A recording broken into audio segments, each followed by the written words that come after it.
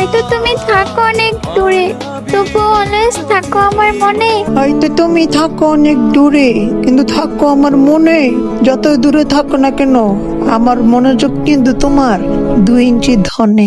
তুই আত্মার তো হ্যালো ভাই ব্রাদার, কি অবস্থা সবার? মুসলমানদের সালাম মনে নেই, এখনকার হিন্দু ভাইদের নমস্কার। তো কেমন আছো তোমরা? আশা করি ভালো আছো, এন্ড আল্লাহর রহমতে আমি অনেক বেশি ভালো আছি।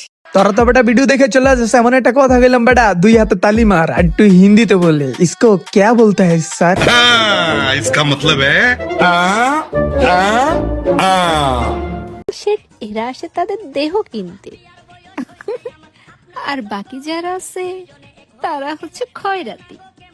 তারা হচ্ছে এদের নাটক দেখে গিটার বাজাতে আসে। তবে গাইস, এই মিগিটিরা তোমরা এখন চিনছো কিনা জানি না, তবে আমি তোমাদের সুন্দর করে চিনাই দিই। তোমরা কি জানতা না এরকম করে একটা ভয়েস দিত, ভয়েস অফ মিম? এটা হলো ওই মামনি। তুমি ওয়েট করো, তোমার একটুখানি দিমো ধোচানি। তোমার কথা শুনলে মনে হয় তোমার জায়গায় হাইয়া পড়ছে পানি। সরি গাইস, এটা তো শোনা হইব না, এটা হইব ভূত।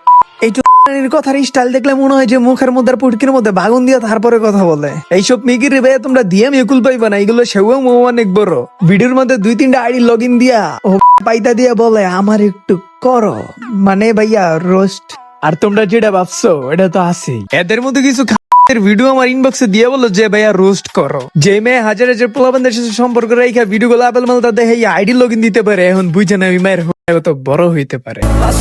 তোমরা বিশ্বাস করো ভাই, গেরিনার পার্টনার প্রোগ্রাম থেকে দেওয়া মাসে মাসে রিয়ার বান্ডেল আর হাজার হাজার ডায়মন্ড গিফট নেওয়ার প্রতি কোনো লোভ নাই আমার। যেহেতু টিকটক থেকে সবাইকে ভিভেজ দিতেছে, তো আমার টিকটক অ্যাকাউন্টে তো তোমাদের হাজার হাজার ভালোবাসা আর লাখ লাখ ভিউ আছে।